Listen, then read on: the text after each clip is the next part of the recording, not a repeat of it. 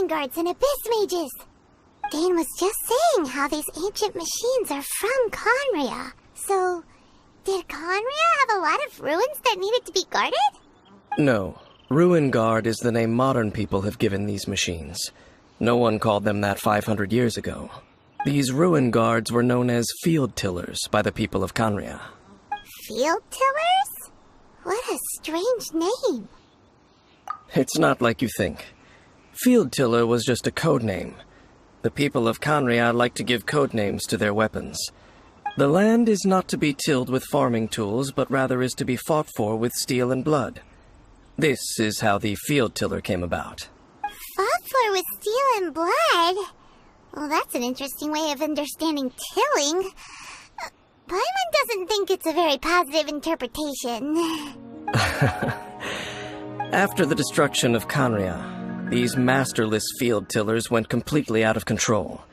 They wandered aimlessly over the centuries, gradually spreading to every corner of Teyvat. Perhaps resonating with the sorrow of other civilizations lost to time, they found their way to various ruins across the land, where they lie. That sounds so sad. Once you understand more, those details won't mean much to you. But no matter their past, all that remains of them now is the danger they pose. So destroy them all.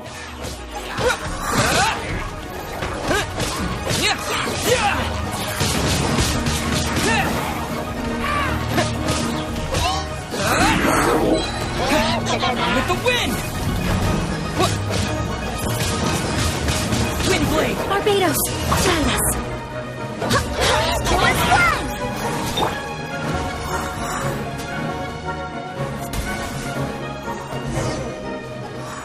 Huh? This abyss base dropped a talisman. Could it be a communication of some kind? This talisman seems connected to the Abyss Herald. But why would an Abyss Mage be carrying it? Perhaps it really does contain information about their operation. But Paimon can't read the writing on it. Is that the script of Conria? Engulf the faith of an enemy in flame, and bring glory to Her Highness the Princess. What? Is that what it says? Loom of Fate, initial operation. They, the Abyss, seem to be carrying out a large operation. The keyword here is Loom of Fate. It seems like they are still launching the operation, or rather, are still conducting preliminary tests. Loom of Fate? What's that? Is it literally a fate-weaving machine? From the horrible feeling Paimon's been getting, those eerie ruins are super likely to be related to this fate-weaving operation. So, Dane, what message does this talisman contain? I'm reading it now. An ambitious operation. But some parts are difficult to understand. How so? In short, the first phase of the plan is related to Osile, Overlord of the Vortex. The Overlord of the Vortex? You mean that god in the ocean? What do they want with Osile? I know of your past heroics regarding Dvalin, and I also know of the Abyss Order's role in the Storm Terror incident. Though you may not have been aware of it at the time, you were thwarting an Abyss Order operation similar to this one. Last time it was Venti's old friend.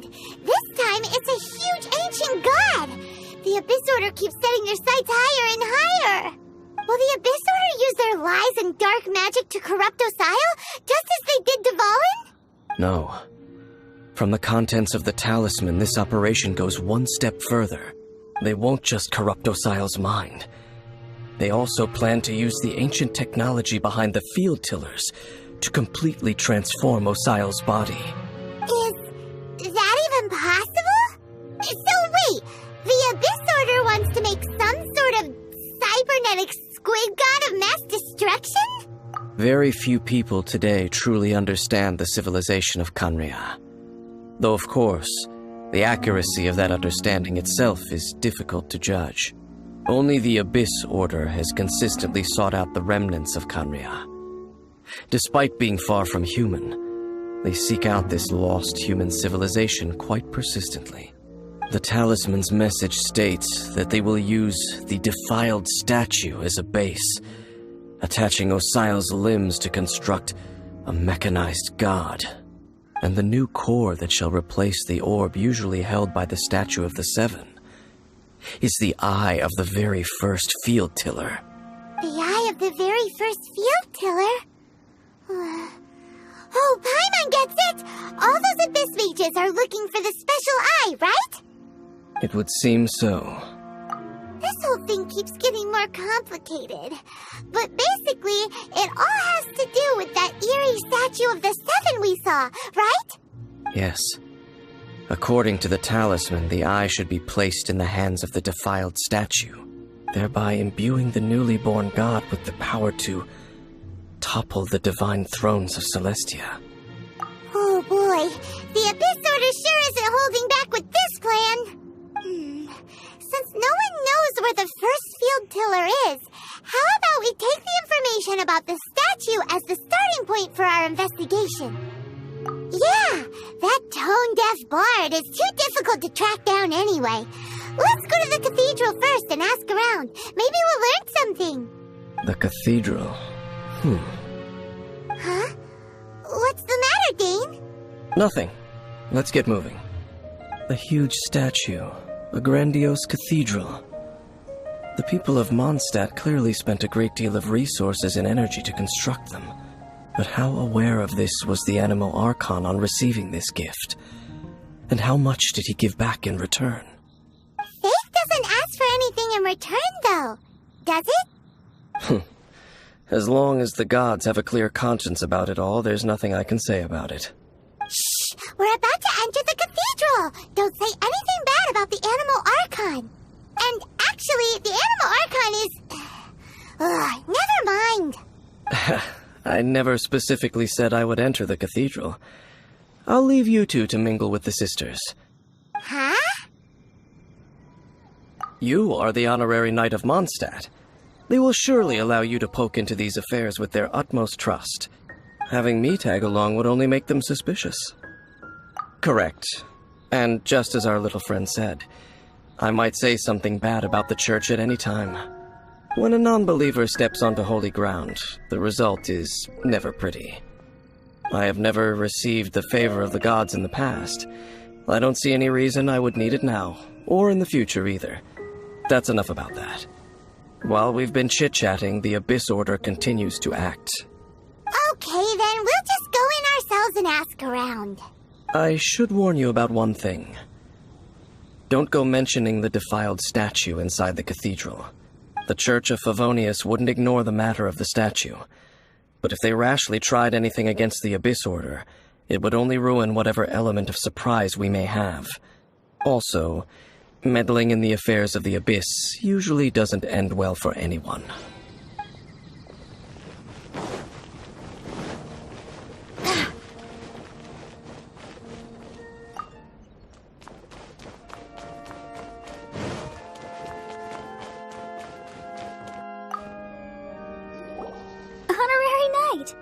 How have you been?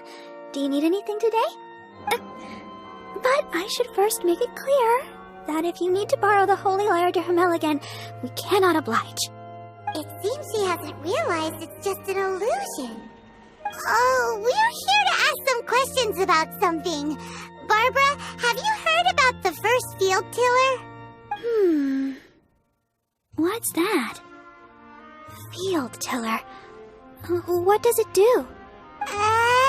Of course you wouldn't know anything about that.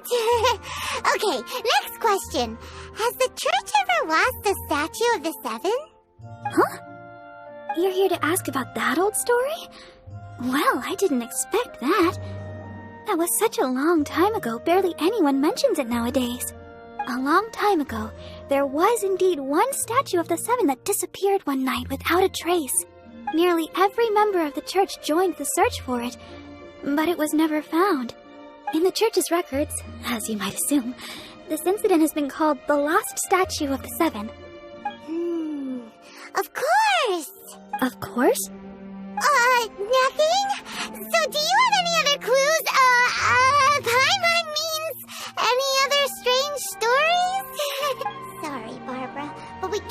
tell you about the statue we saw just yet. Like Dane said outside, it's for your own good. Other strange stories? I'm not sure. Let me think about what other unusual incidents are in the church's records. Oh, the Tyrant's Final Fury? No, that's from another time. Probably unrelated. The Tyrant's Final Fury? Oh, this refers to a time of great danger that engulfed Old Mondstadt, the place now known as Storm Terror's lair.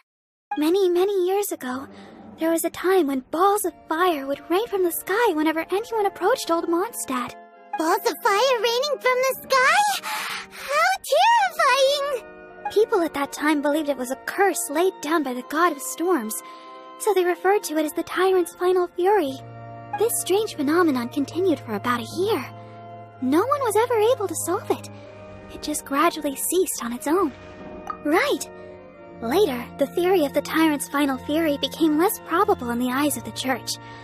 Common reasoning dictates that the god of storms wouldn't shoot fireballs. Perhaps it was something else that caused the disaster. Anyway, this incident might not be related to the lost statue of the Seven, but I just can't think of any other strange incidents that might be. It's okay. Thanks anyway! There's that pointless word, thank you, again. I can never get used to hearing it. Oh, Rosaria, it's you. If you're looking for the Knights of Favonius, they're busy with those monsters again. Those monsters? Those monsters that tried to attack Mondstadt last time during the Storm Terror incident? Wasn't that the Abyss Order? They're at it again? Indeed. They're gathering in Wolvendom, causing great unrest among the wolves. Could it be that the Abyss Order is targeting the spirit of Lupus Boreas? As for what purpose, I can't say for certain. Master Jean has already headed off to Wolvendom. I must also begin to make a move myself. Then I will go as well. Master Jean said you should stay at the church and continue your work with the clergy. But you're also a member of the clergy. Right! We'll go give Master Jean a hand! Oh, okay. If the honorary knight will be there, then... But please, everyone, be careful. May the animal Archon protect you all.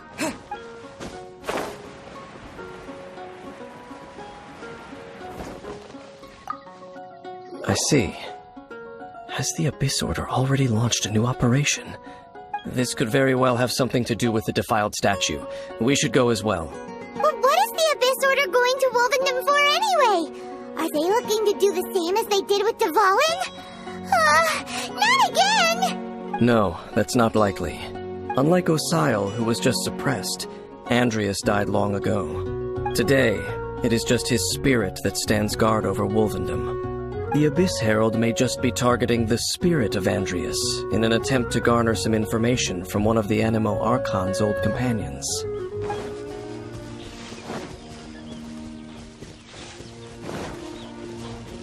The Abyss Order! Don't underestimate the enemy. Let's take them now.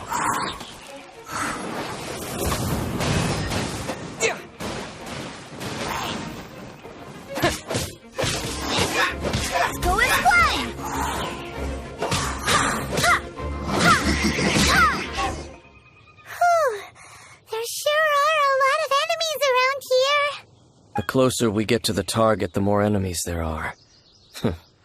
Fits the Abyss Order's style. Yeah, let's go! I'm not going any further. Huh?